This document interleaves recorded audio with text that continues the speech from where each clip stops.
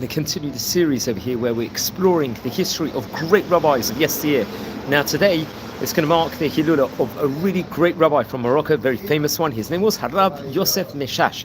He's a very great rabbi. You could pronounce his name various different ways. Some people will pronounce his name Messas or Meshash, but he came from a very well-decorated rabbinic family, and he's a rabbi that we spoke about on various occasions. Well, we actually did record a video about him, I believe, if we recollect, it was as many as 3 years ago we spoke about him. So I thought, obviously, the time period of his Hilula, it's an important time to actually speak about him over here. He lived between 1892 to 1974. He lived, so that's a very, very well decorated life in of itself. And I mean, naturally, we're on the 2nd of Shvat, the Hebrew month of Shvat. It marks his Hilula, the date of his passing. So who was he? He was a Moroccan Israeli rabbi. He was a halachic law decider, a Jewish law decider. He was also a poet, a paitan. He was a historian and was a famous public figure. He would serve as a rabbi of Tlemcen and later on as a Sephardic rabbi, the main rabbi of חיפה, respectively. Very prominent positions over here. And we can say also, he was born actually in Meknes in Morocco, and we can learn about that. He would actually study in the yeshiva of Rav Halprin in Meknes, and also at the yeshiva headed by the brothers Rabbi Yosef and Rabbi Raphael El-Kobi. And when he was 31 years of age, he became the chief rabbi of Tlemcen, and that would be a position he would hold for 17 years. Then after Rabbi Yaakov Bar Toledano would pass away, I think he would return to Meknes at that window of time to serve as a judge, as a dayan. He was so well known and liked among even government figures. He was honored by the King of Morocco. And then eventually, I think around 1963 time period, he would move to Israel and he would settle at חיפה. He would, I think, initially refuse to serve as chief rabbi of חיפה, despite obviously his grandiose reputation, let's just say, in Morocco. And then there was, I think, huge encouragement, let's just say, from Haifa's mayor. His name was Abba Hushi. He would take this position around the year 1967, 1968, and that would be a position he would have until he passed away. We're going to see that his first cousin, was a famous Rabbi Shalom Mashash, who was a chief rabbi of, I believe, Jerusalem, which was also a grandiose position. So you can see the stature of these Rabbonim was absolutely phenomenal over there. He would write, we're going to explore his books in the coming minutes, but he would write great books, including Shut Mayim Chayim, which was a famous halakhic responsa, which was produced, I think, in 2 volumes, published, I think, in 1934 and 1967. The Otzer Michtav, this was in 3 volumes, that was published in 1968. The Ner Mitzvah, which was, I think, published first in 1939, then republished in 1969, and again in the year 2000. And what we have to point out, he was definitely more lenient when it came to the halakhic realm, the Jewish law realm, in various different decisions. In of itself, he had the nickname Yosef Hamatir because of that. But he was looking at the wide situation when he was paskening at the situation that he was in those locales in of itself. So that's very, very interesting. And it's actually, I think, even in the preface of his sefer, of his book, he hints to a fact that he had Gilui of Eliyahu Navi on various different occasions, on several occasions. That's on the preface itself. Let's explore a few of the highlights from the famous rabbi's life. Okay, so he was born in 1892, towards the end of the 19th century. It was actually on the 7th of Sivan. Naturally, that is the day after Shavuot. And in Meknes, in Morocco, we were spoken about many rabbis that came from Meknes originally. And he would have various different nicknames, as we spoke about before. He would pass away on the 2nd of Shvat. Naturally, that would be tonight. And he was 81 years of age when he passed away. That was in חיפה. I think he was actually buried in חיפה, if I'm not mistaken. So he would take key roles in various different positions. So we're going to explore his books. We mentioned about it just a minute ago. He lived at a time, we're going to see, where there were great rabbis, including, I think among his rabbis, including, I think his father, Rabbi Meshash, who was a really great rabbi. We'll speak about him towards the end of the video. Rabbi Yosef El-Kobi, Rabbi Raphael El-Kobi, Rabbi Zev Halprin, who was a Rosh Yeshiva of Bet El Ve'etz HaChaim, Rabbi Aaron Asodri, Rabbi Machluf Asodri, Rabbi Mordechai Amar, Rabbi Yedidia Toledano, and Rabbi Yitzchak Sabak, really great rabbis. And he was living at the time period of Rabbi Yitzchak Asbag, Rabbi Maimon Mashash, Rabbi Shalom Meshash, Rabbi Raphael Baruch Toledano, Rabbi Yeshua Maman, Rabbi David Ovadia. It's a really, really great rabbis. he would have a son that would become a great rabbi, Rabbi Meshash, a rabbi I believe we've spoken about here on this series also. Okay, so he was born in Meknes in Morocco. Remember, that was a place with a huge Torah-oriented Jewish community. His father was Rab Chaim Meshash, and Rabbanit Simcha was his mother's name. And I think at a young age, sadly, I think he became an orphan. And that's what's reported over. He would learn under auspices of Rab Chaim Berdugo in the famous yeshivat Bet El Ve'etz Chaim. This was actually Sheikhim Rab Zeb Wolf Blabel Halprin. I think he would actually set that up. So Rab Chaim Berdugo we would actually speak about before on a previous occasion here. I think we recorded a video about him, if I'm not mistaken, or possibly, or we mentioned him for sure. And I think very much in the yeshivot, he was very close to Rabbi Yosef El-Kabi and Rabbi Raphael El-Kabi. And I think he was about 16 years of age. It was in the year 1907. It says in the year 1907, התפרסמו מאוחר יותר באוצר המכתבים וחתימתו היום או היום. ראשי תיבות של הצעיר יוסף משאש. That will be the nickname, the abbreviation they will give for the great Chacham over there at that point in time. And he was really highly, let's just say, regarded. Something we have to mention about. He will receive a letter from Rabbi Yosef Messas supporting his works, if I'm not mistaken, over there at that point in time. Very, very interesting. I think it was in the year Tafresh Pei Daled.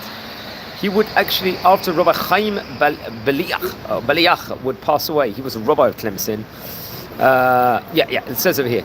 I think his son, Rabbi Abraham, would send Rabbi Yoshua Bedugo from Meknes to send to him someone to be appointed at that point in time. And Rabbi Yoshua Bedugo would actually very, very much recommend Rabbi Yosef Messas to that position. Rabbi Yosef Kibel Katab Minoi Marab Raphael Ankaba, another great rabbi of his son, Rabbi Raphael Ankaba, another rabbi we're talking about. Ubakach Kibel et Tafkid Arabanut. He would get a position in the rabbinate. Kamo Ken Kibel Mechtav Amalza.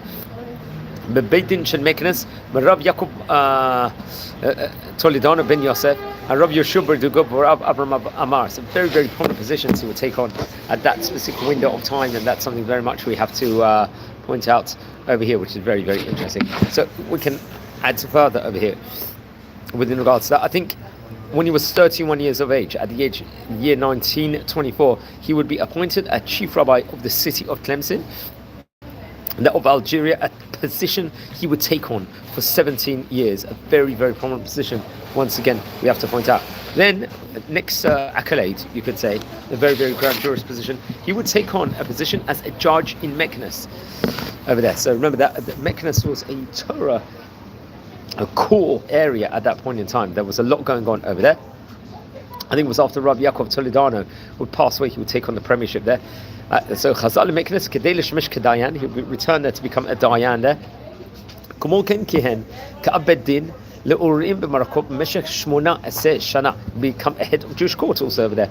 Rabbi Yosef Messas היה בעל מלאכים מסדרונות הסולטן. תוך שהוא זוכה לכבוד ממלך מרוקו, הוא זכה לאות כבוד מהמלך ומשר החינוך, כשוב אלו הועילו לו לצורך פעילותו לטובות היהודים. So he was very highly regarded among government officials over there. I think also among the king of Morocco, as we mentioned about before. Then more accolades, more positions will come about his way. I think in the year Tafshin Chaf Dalet, he will actually make Aliyah to Eretz Israel, and he will settle in Haifa. He would not originally take on the position of Haifa. He would refuse to take it. Lamrot Mamado Ramba Morocco. Ach Lachat Shel Rabbi Abba Hushi. So very much Abba Hushi, who was the head of the municipality, or the mayor of that place. Vaskamashu Yivcha Lelo Titnagdot. He'll be appointed in that specific year over there. He would take on this position until he passed away. Very, very interesting enough. And I think at that point in time, Hayab ben Dodo Shel Aviv Shel Rav Shalom Meshash was a rabbi of Jerusalem. Remember, Rav Shalom Meshash was, I think, the chief rabbi of Jerusalem at that point in time. So that would really help navigate and connect in a great level. Now, Rab Meshash היה כישרונות רבים, כשאחד מהם חוש אמנותי שבא לידי ביטוי בעיטורים הגרפיים שעד שערי ספריו אותם צייר בעצמו, כמו כן בספריו. השונים, ובעיקר בספרו נן מצווה, פזורים משירו השונים, כגון שירו לכבוד יום העצמאות ושירו לכבוד הרמב"ם. So composed various different songs for different occasions over there, for Yom HaAtzmaut, also I believe possibly for the Hilula of the Rambam also. I think it was in the year 1908 he would get married to his wife Marat Simcha HaKohen, if I'm not mistaken. Very, very interesting. So that will be that's, and I think later on, if I'm not mistaken, he would get married to Marat Rachel Lechraif, if I'm not mistaken. And Rabbi Eliyahu Mashash would be the son over there. And he passed away in 1974. We're talking about here 52 years ago here from time recording. That was on the 2nd of Shvat. He was 81 years of age.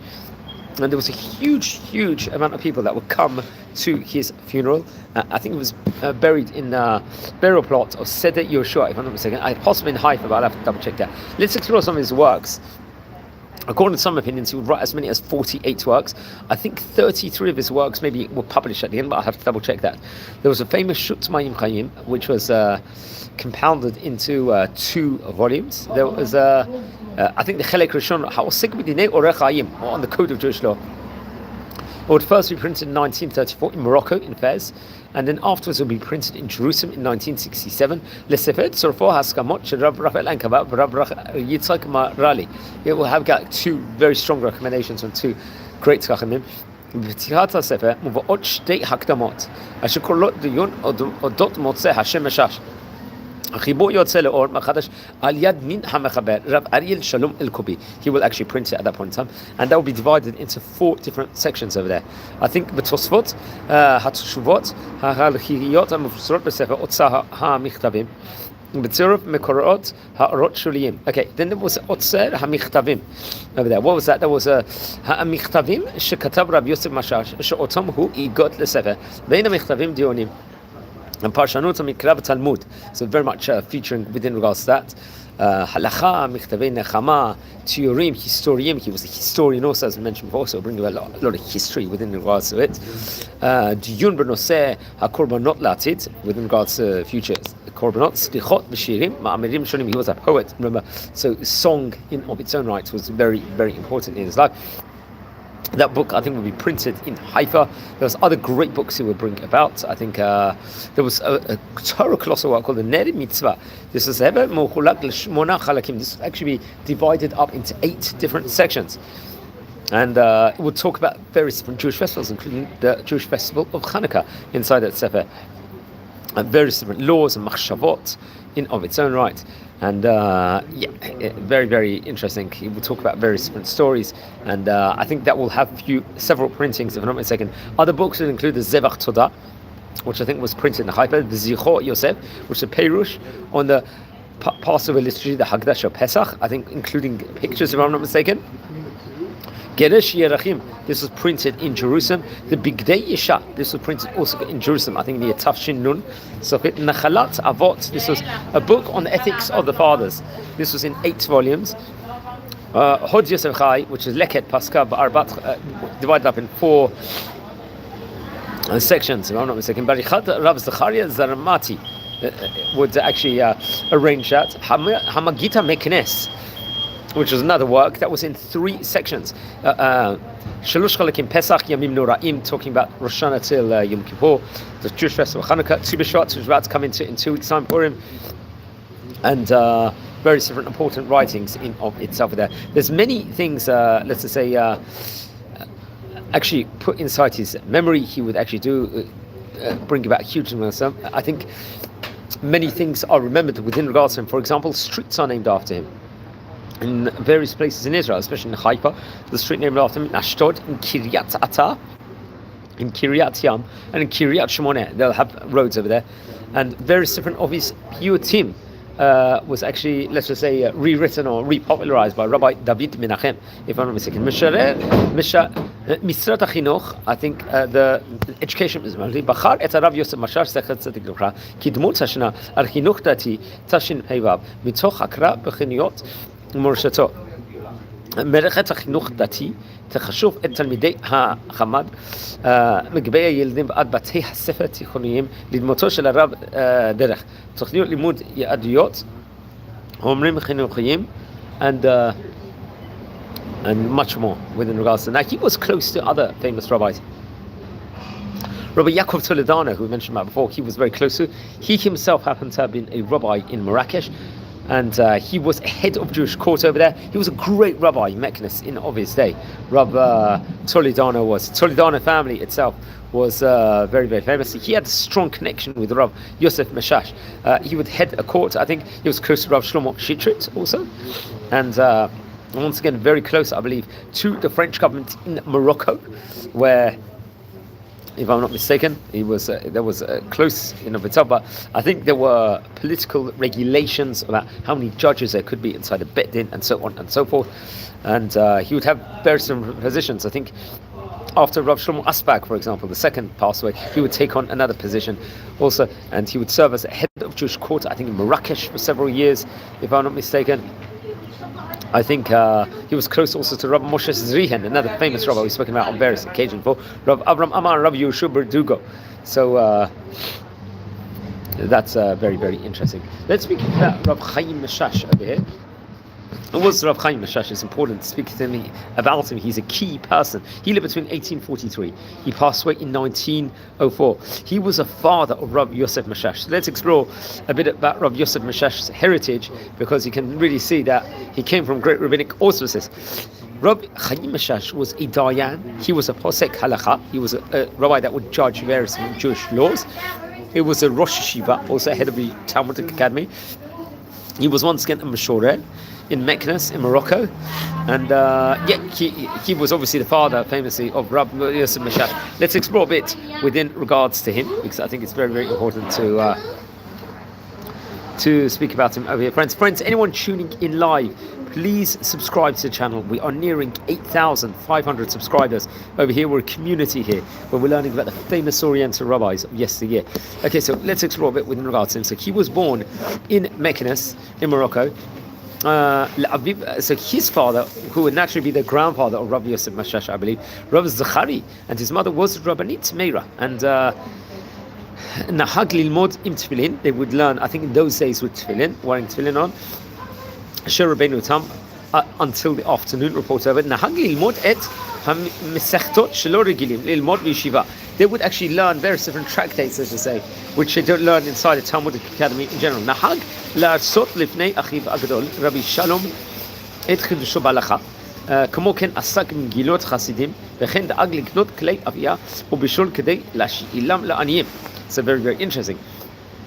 I think it was Heit Hafrei Shlomet Hay. He was appointed, התמנה לשליח ציבור קבוע בבית כנסת של המהרחת, very prominent position, remember, to become a cantor in a synagogue over there. It was לאחר פטירתו של Rabbi Shmuel Amar. So it was after Rav Shmuel Amar would pass away. I think in the Heit Hafrei Shnun, he was appointed a judge in the Bet Din of Rabbi Yaakov Berdugo, also known as Heidut Yaakov, he was known as, and with other great rabbis, dayans at that point in time, including Rabbi Avram ben Chassin, Rabbi Shmuel Toledano, Rav Sholom Amar. שיטתו הייתה לנוסח לפרשה בין הצדדים מבלי שיצטרך לחרוץ את הדין. So, in of itself, we're just exploring like some of the teachings, the structure in of itself.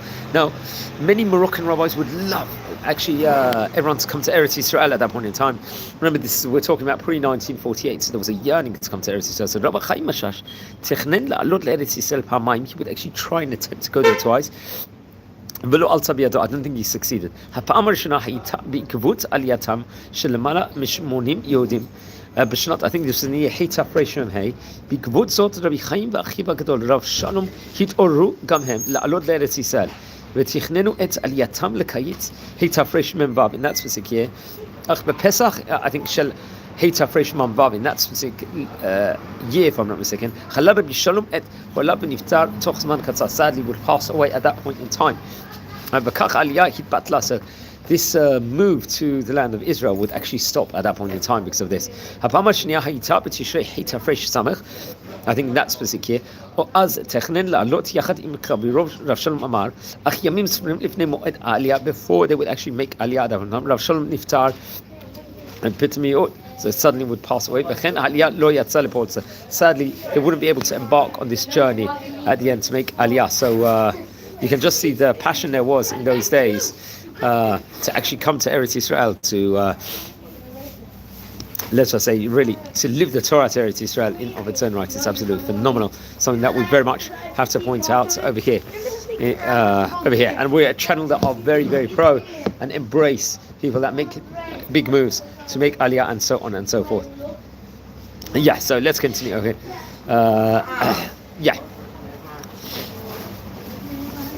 Rabbi Chaim so it says over here Rabbi Shalom, okay.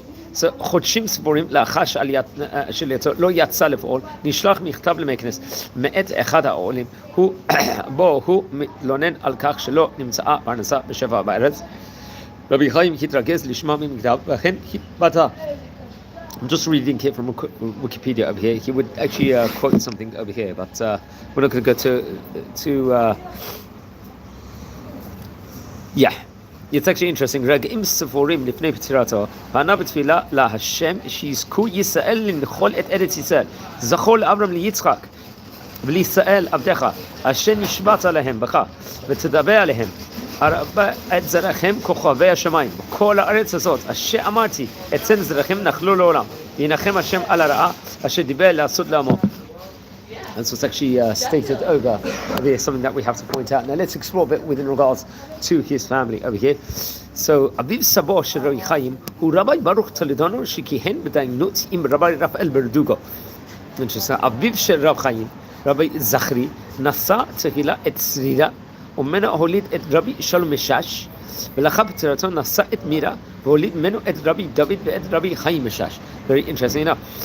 Now it seems Rabbi Chaim נשא את שמחה לבית משפחת זנו, ממנה הוליד את מירה ואת רבי יוסף משאש. לאחר פטירתו אשתו בשנת התרנ"ה נשא את ידה לבית משפחת בוסידיו, והוליד ממנו שני בנים ובת. That's what's reported over here. Sadly, I think his first wife would pass away and he would get married later on and have more children. So which Sfarim did he have itself? Over here, let's explore some of his works. One of the Torah colossal works of his was in Nishmat Chayim, which was Drushim, Pnim al Tanakh, a book, let's say, on the Torah, Nevi'im, and Ketuvim.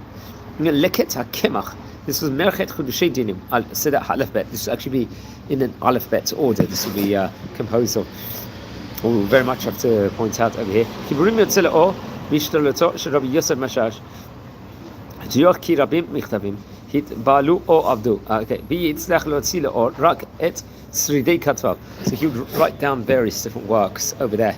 That's very, very important works, just to say. You know, but he was a rabbi. This was the father of Rabbi Yosef Messas. Much more can be said with regards to Rabbi Yosef Messas. We only covered like a few importances within regards to. Maybe we should have spoke a bit more within regards to his life as a chief rabbi in the various places, especially in חיפה, in Meknes. But one thing I would recommend to everybody, we did record a video. It was, I think, it was 3 years ago at the time of his Hilula. So I would recommend everyone, please watch over that previous video we recorded at that window of time over there, where we stated many, many important things within regards to his biography and what he did in his specific time.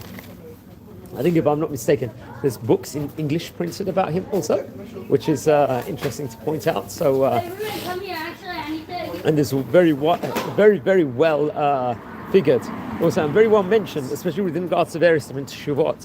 I think, for example, he would grab a lot of his teshuvot will deal with, let's say, more current situations, dealing how to do with current medicines it's applied to. I think various cases, for example, to maybe organ donation, he will bring down what he's brought down within regards to that. I have to double check on that, and various other issues. So as I said before, when he's paskening his decisions, he tends to look at the wider picture of things when he was paskening in the locale that he was in. What is mutar, what maybe is not, and so on and so forth. So he's very, very widely, let's just say, recognized within regards to that, and very much so in Israel in of its own right. So that's something that very much we have to point out over here about the great rabbi. And he's not the first rabbi we've spoken from the Rabbi Meshash. We spoke about Rav Shalom Meshash, as we said before, who was his cousin. Remember, Rav Shalom Meshash was the chief rabbi of Jerusalem, which was a very, very prominent position, we have to point out over there. So the closeness that they would have, these two great Chachamim, would be valuable, let's just say, for not just for himself, but just for, connections wise and, doing things, in the land of Eretz Israel, in a capacity from a work point of view. This was, absolutely invaluable. That's something that we have to point out. And, to have connection with the King of Morocco, for the King of Morocco to speak highly of Rabbi Chacham, how important these things actually are over there. And it's very, very important. So I would very much recommend everyone to learn more about it. Now, friends over here, we're a community that are learning about the great Chachamim, especially the Sephardi Chachamim of yesteryear over here. We've already recorded more than 1,400 biography videos of great Chachamim from yesteryear. There's not that much in English language on many of the great Sephardi Rabbanim. So we are trying to cover all bases over here, all countries. And really, hopefully, the goal will be to publish some sort of form of encyclopedia in English language. Hopefully, in the next couple of years, that will definitely be a goal within regards to it. But we're trying to find out the science of all the countries also. Another exciting project, friends, we are working on at the moment. We are exploring every single different country over here. We're trying to, I don't want to say every single country because I probably will miss out countries, but what actually took place in those countries with regards to Jewish community life, how was it like for communities assembled, who are the famous rabbis in various countries. We haven't actually done a video yet about Morocco per se. I assume that's going to be at least about an 8-part series, but we've recorded about videos about Tunisia, for example, from North Africa. We've spoken about many European countries.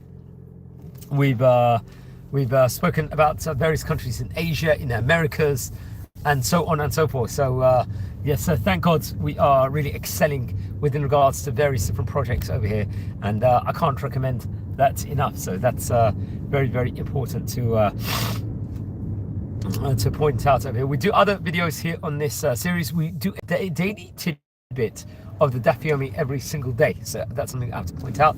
We've been recording that and done, I think, nearly 1,100 clips already on Daily Page of Wisdom of the Talmud, which is a project that we're very, very much happy about here on this channel again. I recommend everyone to watch that over. Also, another special treat, what we like to do over here, we do tours all over Israel. We go find the archaeological places with great significance, and we like to film and adventure and sightsee, and how important that actually is for us. It's the central core of this channel over here. That's something I very much have to point out over here, and thank God we visited many places. We also record videos on current events. Also on the weekly Torah portion, we record some presentations also, which is very, very important. And one other project that we're very, very much excited about is to record videos of with a great rabbinic personality or Jewish personality that is shaping the Jewish world. At the moment, that's something else that we do here on this channel. We like to explore, we like to meet people over here. So there's so much going on at the moment. There's a lot of videos that we recorded also, I have to stress out, from a couple of years ago that still get a lot of views nowadays. So we do a lot of live videos over here, like we're recording now a live at the moment presentation of Rabbi Yosef Messas. So that's something else that we are doing also here on this channel, and hopefully I'm going to try and arrange inside the channel the various rabbanim, maybe put them in various different playlists. Like do a playlist who were the Moroccan rabbis, who were the Algerian rabbis, who were the Tunisian rabbis, and just to make it easier for all you fantastic people to to actually navigate through, let's just say, this entire the presentations in of its own right. So I think that's very, very important, and Be'ezrat Hashem, there's so much more that we can say within regards to that. So very exciting over here. Anyone's wondering, I'm actually recording this here from the city of Bet Shemesh here in Israel. So that's I like to go to different places when I'm recording the various different Torah clips. Also, I just think it just makes it more interesting and more exciting, especially for the viewers, and also for myself. It's me, with a person with ADHD. I like to move about and go about, and nothing like recording Torah in Eretz Israel, learning Torah in Eretz Israel. Just one last tidbit is, wherever we go, friends, we should have Torah on our lips with whatever thing that we are doing. You see, Rabbi Yochanan ben Zakkai, he we learn about, I think in Masechet Brachot on page number 17, if I'm not mistaken.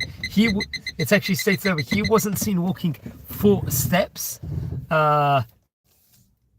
without learning Torah, but he was the first to greet everyone inside the marketplace. That's how great he happened to have been. It's something that we very much have to talk about over here, and that's how important Torah is. Torah study is central to our community and to our life and everything else. So I think on that note, friends, we are in Parshat Bo this Shabbat. It's going to be, which is we've got the Asarat Makot, the 10 plagues. Rabbi Yosef Messas, who we're speaking about today, very much spoke about the Torah and Nevi'im and Ketuvim, wrote many different writings, let's just say, in of itself, about its importance. So, I think on that note, we're going to leave.